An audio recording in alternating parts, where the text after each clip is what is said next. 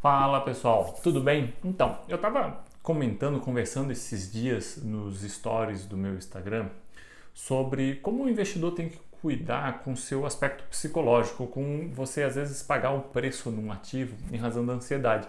E comentava que às vezes nós temos que saber identificar momentos em que ocorrem distorções com ativos quando nós estamos operando, sejam distorções para cima, sejam distorções para baixo. E eu decidi contar um pouquinho de um episódio que aconteceu comigo entre 2018 e 2019, que eu entendo que ilustra bem esse momento que você tem que cuidar muito bem do seu psicológico e você tem que saber também identificar depreciações dos ativos, distorções dos ativos, na verdade, né? Distorções sejam para baixo, sejam para cima, e às vezes você não permitir com que o seu psicológico te atrapalhe, seja pagando muito caro num ativo por questões de ansiedade, ou até mesmo deixando de comprar uma oportunidade que está ali na sua cara dentro de um determinado ativo.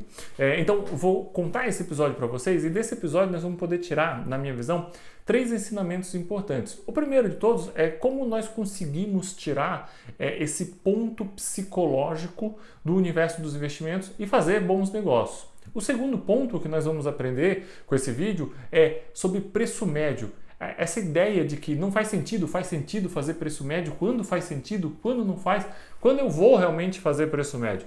Esse é o segundo ponto que você vai aprender. E o terceiro ponto é muito curioso, porque eu fecho essa história contando um pouquinho para vocês depois com a experiência de um gestor de fundo de ações, e aí eu respondo a pergunta que muita gente sempre me faz. Vale a pena eu ter fundo de ações? Em que momento faz sentido eu ter fundo de investimentos em ações? Então, vamos a essa história. Essa história ela se refere ao investimento que eu fiz nas ações da RNI Negócios Imobiliários. O código dela é RDNI3. Entre os anos de 2018 e 2019. O que acontece? A RDNI3 ela é uma empresa que tinha um foco, e até hoje tem um foco muito forte em imóveis de mais baixa renda, imóveis principalmente voltados para o antigo Minha Casa Minha Vida, agora o Casa Verde e Amarela. E eles tiveram muitos problemas, eles tiveram, vamos assim dizer, eles tentaram abrir muito a atuação deles, isso acabou gerando uma série de problemas dentro da empresa e acabou desvalorizando as suas ações. Mas entre mais ou menos no começo do ano de 2018, eu começava a ver que a empresa começava a ensaiar um turnaround. E de repente aquelas ações começaram a se desvalorizar. Quando as ações caíram um pouquinho abaixo de R$8, na minha interpretação, na minha análise, as ações estavam descontadas. Como era um aspecto de turnaround, como era um possível turnaround, eu comprei um pouquinho daquelas ações. E aí passou um tempo, as ações continuaram a cair. Caíram para R$7, R$6,50. Quando chegou a R$6,50, o que eu faço? Putz, e agora? Será que eu errei na minha análise? O que eu vou fazer? O que eu faço normalmente nessas horas? Eu estudo mais o ativo, então eu vou mais a fundo ainda do que eu já tinha ido. Falo com o diretor de RI, converso com outras pessoas que estão investidas na empresa e identifiquei, não, a minha análise estava correta, é ainda um case de turnaround, demora, vou ter que ter paciência para poder colher meus frutos, só que se um pouquinho abaixo de R$8, era em torno de uns 7,80 quando eu comprei a primeira vez, já estava barato, 6,50 está mais barato ainda. E comprei mais a 6,50. Aumentei um pouquinho a minha parcela dentro da empresa. Só que, pro meu azar, a empresa continuou caindo e foi a R$5. E começou a ter leilões muito grandes. E aí, quando ela foi a R$5, eu comprei mais ainda, porque eu continuei analisando, continuei entendendo que era um caso de turnaround. Mas aí que entra o aspecto psicológico. Mesmo um investidor tão antigo como eu, 18 anos de experiência como investidor, profissional do mercado há mais de 6 anos como analista, eu tive uma sensação de que, putz, será que eu errei? O que está acontecendo com essa empresa que não para de cair? Vou analisar mais ainda e comecei a pesquisar. Na época até fiz um grupo de WhatsApp, eu e um outro amigo fizemos um grupo do WhatsApp pequeno, alguns outros amigos que estavam investindo em RDNI3 para trocar umas ideias e ficava, por que está caindo? Por que não está? O que está acontecendo? Será que alguém sabe algo que nós não sabemos? E aí eu consegui identificar que tinha um vendedor específico muito grande, e era a corretora do Itaú. Só que você não consegue nunca saber quem é o vendedor específico, você consegue saber qual é a corretora. Então você começa a pesquisar, verifiquei que o Itaú tinha um fundo que tinha uma exposição muito grande na empresa e comecei a tentar entender, será que eles sabiam alguma coisa que o mercado ainda não sabia? Será que eles sabiam algo que eu não sabia? Será que eu teria errado? Paguei caro quando comprei abaixo de 8, paguei o preço da ansiedade? Ou será que nós estávamos diante de uma distorção e uma grande oportunidade? E aí, continuei a pesquisar. E muita pesquisa, eu identifiquei um ponto muito importante, que era o quê? Eu descobri um fundo do Itaú que tinha uma posição muito grande na empresa e ele tinha prazo de encerramento no final de 2018. Ou seja, no final de 2018 ele precisaria liquidar totalmente o fundo, vender todas as ações e liquidar aquele fundo.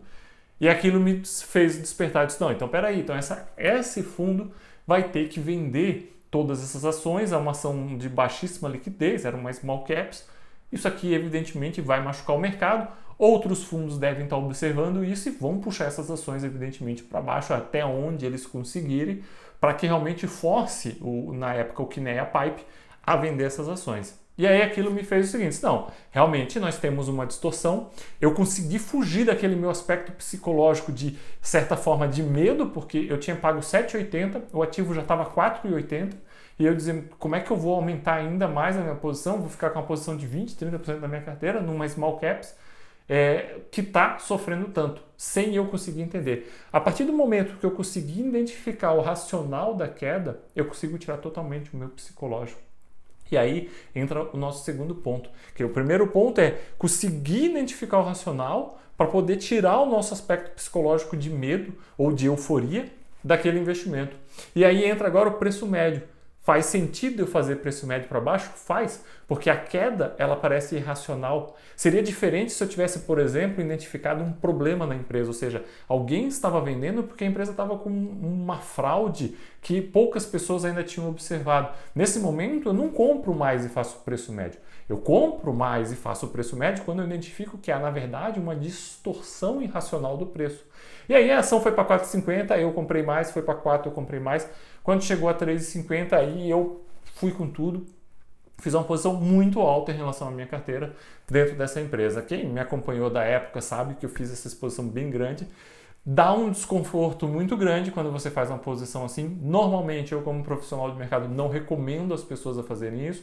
Nem todo mundo tem 18 anos de mercado, então você realmente, mesmo com 18 anos de mercado, você acaba ficando de forma certa angústia, que você fica com uma posição muito elevada numa small cap, você sabe que tem esse problema, e eu não conseguia identificar quantas ações especificamente ainda o KINEA Pipe tinha e até onde aquela empresa poderia ir. A verdade é que a operação deu um resultado fantástico. Eu acabei fazendo um preço médio de mais ou menos 4,80 na empresa. Quando chegou a R$5, quando voltou para R$5, evidentemente eu reduzi minha posição, ninguém ia ficar com aquela posição absurda dentro da carteira, ou seja, fiz um preço médio de 4,80, saí mais ou menos sem muito lucro, e aí depois eu segurei essa empresa até mais ou menos uns 9,50. Veja como é complicado. Mesmo segurando depois de ter 9,50, essa empresa foi até R$14, mas 9,50 eu desfiz de uma grande parte da posição, fiquei só com um pouquinho, porque era um case de turnaround, e aí envolveu comparativos com outras empresas, porque aí Banco do Brasil, Vale do Rio Doce tinham caído bastante em 2019, e aí eu entendi que não fazia sentido eu reequilibrar a carteira. Eu sempre trabalho muito isso dentro da minha carteira. Então, os dois pontos aqui que nós aprendemos você tem que saber entender o racional para tirar o psicológico, você tem que entender quando realmente faz sentido fazer preço médio. A ideia de só fazer preço médio, só porque caiu eu vou comprar mais, não é isso que ocorre. Caiu e por que caiu, tá? Um outro ponto, aí um terceiro ponto que sempre me perguntam é: Rodrigo, faz sentido investir em fundos de ações? O que eu digo para vocês é que nós temos diversos fundos de ações. Alguns são muito bons, outros são médios e vão ter os ruins também. Isso faz parte de qualquer universo, de qualquer atividade. Se você encontrar um gestor de qualidade e você é uma pessoa que não tem muito tempo, por exemplo, para fazer essa pesquisa que eu fiz, pode fazer sentido você ter fundo de ações. E esse mesmo exemplo eu vou te usar para mostrar isso aí. Só para você ter uma ideia, mesmo eu como profissional de mercado, mesmo com toda a minha experiência, eu levei muito tempo para conseguir achar esse episódio do KINEA Pipe. E eu tinha muitas pessoas com quem eu conversava e ninguém conseguia identificar isso. E quando, evidentemente, eu consigo identificar, eu tenho um gatilho. E tinha um fundo especificamente que tinha montado a mesma operação que eu no RDNI. Só que com uma diferença. Esse fundo ele entrou praticamente dos 3,50. E aí foi vender ali por volta de 6,50, por achar que também um turnaround que não estava muito bem formado, não fazia sentido carregar por muito tempo. Mas ele comprou a 3,50 praticamente fez toda a sua posição pequenininha, 3,50. E esse fundo era o Real Investor, do César Paiva, lá de Londrina, agora do César Paiva, do Anderson Lides. E eu conheço o César Paiva e depois, num episódio, não sei se num jantar, num almoço, o que foi, eu questionei o César, disse como é que foi a entrada, como é que foi o racional da entrada em RDNI. E aí ele me explicou que quando a ação caiu de R$6, eles já eram uma ação que eles acompanhavam, quando caiu de R$6, eles disseram, não, peraí, tem alguma coisa errada nessa empresa, porque não está fazendo sentido essa queda. Vamos tentar identificar. Só que, gente, é totalmente diferente você ser, como eu, um analista independente, autônomo, mas não tem uma grande empresa por trás, e você tem um grande fundo de ações com todo uma equipe e equipamentos necessários para isso. Terminal da Bloomberg custa uma fortuna. Eles foram no terminal da Bloomberg, conseguiram rapidamente identificar qual era o fundo que tinha grande posição, qual era o fundo que estava desfazendo das ações, coloca os analistas para estudar e rapidamente acharam o episódio do Kinea Pipe. Muito mais rápido do que eu.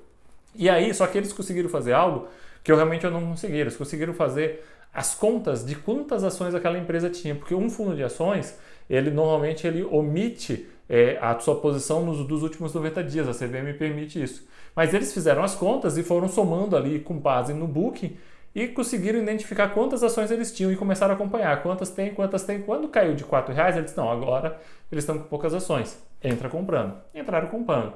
É um fundo muito grande, comprou uma pontinha, mas se beneficiou muito dessa inteligência, dessa operação. Então, muitas vezes me pergunto isso, quando que faz sentido eu comprar um fundo de investimento em ações?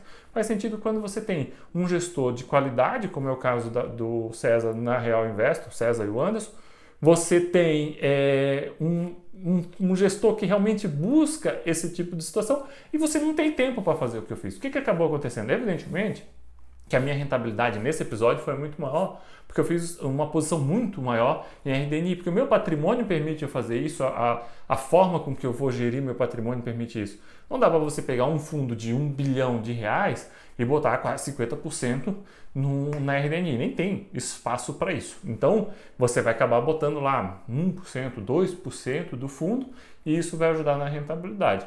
Mas você conta com toda essa expertise. Chegar naquela interpretação que eu cheguei é difícil. Então, nós temos que saber desses aspectos, nós temos que saber das nossas deficiências. É muito importante nós nos conhecermos, até mesmo para tomar essa decisão. Eu vou investir sozinho, eu vou investir por um fundo de ações para fugir do meu psicológico, porque eu às vezes não vou conseguir me controlar. Se começar a cair, eu vou ficar nervoso, eu vou ficar estressado.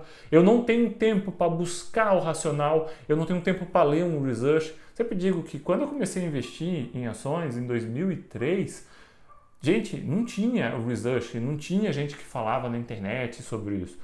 Não tinha profissionais, não tinha analista. Quando eu me certifiquei como analista em 2015, eu sou um dos mais antigos hoje do Brasil que é independente. E foi em 2015, foi logo ali.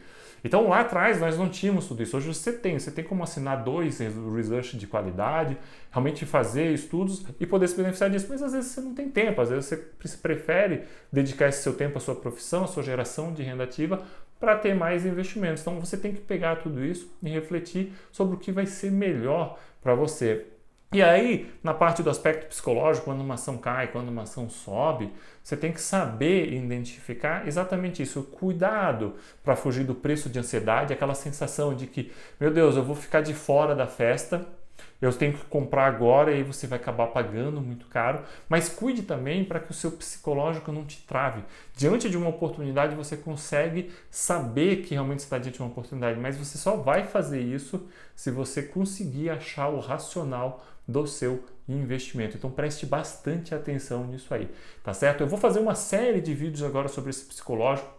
Se você gostou disso, desse aspecto psicológico do investidor, não deixa de curtir esse vídeo, não deixa de curtir o meu canal. Não sei se você está assistindo no YouTube, no Instagram, mas não deixa aqui de me seguir, compartilhar com seus amigos também, para que mais pessoas vejam esse conteúdo. Um forte abraço para vocês.